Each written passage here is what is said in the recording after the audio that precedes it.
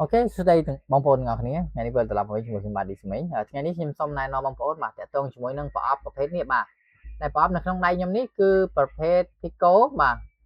Pico USB A RP 23 5/A បាទសម្រាប់បងប្អូនដែលមានប្រអប់ប្រភេទនេះហើយបងប្អូនបានធ្វើការប្រើប្រាស់ទៅវាមានបញ្ហា error សម្រាប់ធ្វើការ bypass iCloud បាទគឺមានបញ្ហា error ដូចក្នុងរូបភាពនេះខ្ញុំនឹងដាក់ជូនបងប្អូនមើលបាទគឺសភាពបែបនេះបាទគឺបែបនេះហើយនឹងបែបនេះអញ្ចឹងវាតម្រង់បែបនេះមិនមែនមកពីបញ្ហាទេគឺមកពីបញ្ហាប្រូក្រាមរបស់ប្រអប់យើងនេះគឺបត់ជាងនេះអញ្ចឹងដើម្បីធ្វើការអាប់ដេតវាបានបងប្អូនបាទត្រូវមានកម្មវិធីមួយសម្រាប់ធ្វើការអាប់ដេតទៅលើ software របស់វាបាទសម្រាប់ software ដែលបានបញ្ចូលមកពេលខ្លះគឺវាមាន version ទាបអញ្ចឹងយើងធ្វើការអាប់ដេតបាននេះអូខេឥឡូវយើងចូលទៅកាន់កម្មវិធីរបស់យើងទៅនេះគឺជាកម្មវិធីមួយនេះបងប្អូនអាចចូលទៅកាន់គេហៅទំព័រ DSM ខ្មែរដើម្បីធ្វើការ download ឬក៏បងប្អូនអាចចូលទៅកាន់ group Telegram ឬក៏តាក់ទងមកកាន់ខ្ញុំបាទផ្ទាល់បានដើម្បីធ្វើការយកនៅកម្មវិធីនេះទៅប្រើប្រាស់អូខេឥឡូវយើងចូលមកកាន់កម្មវិធីយើងមកបាទបងប្អូនចុច right click លើវាហើយចុច next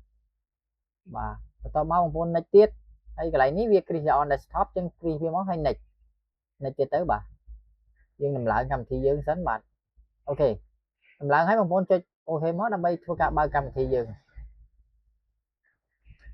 បញ្ជាក់បាទបងប្អូនកម្មវិធីនេះគឺតម្រូវឲ្យមានការ activate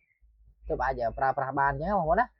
អូខេពេលដែលបងប្អូនអត់ទាន់ activate បងប្អូនសាកចុចលើប៊ូតុង update បាទនេះ update firmware នេះពេលដែលបងប្អូនចុចវានឹងបង្ហាញផ្ទាំង message មួយដាក់ថាតាក់ទងទៅកាន់ admin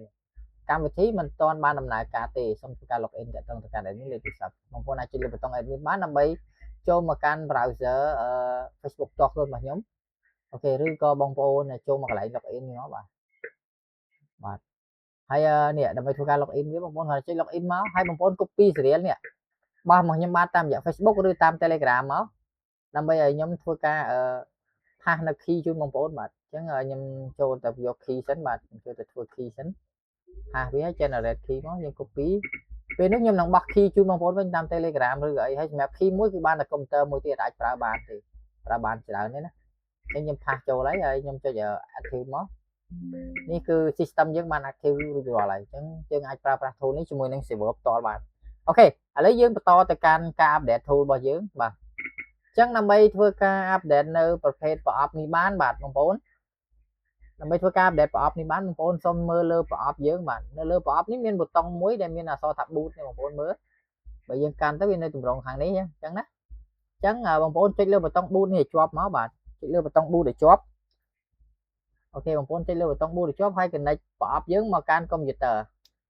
អូខេពេលនោះនៅលើកម្មវិធីរបស់យើងបាទលើ tool យើងគឺនឹងបង្ហាញនៅប្រភេទប្រអប់នេះហើយនេះវាបង្ហាញមកគឺប្រភេទប្រអប់ហ្នឹងហើយយើងហើយយើង rescan ទៅកាន់តែចេញចឹងដែរបាទអញ្ចឹងបងប្អូនចុចលើពាក្យថា update មកបើសិនជាករណី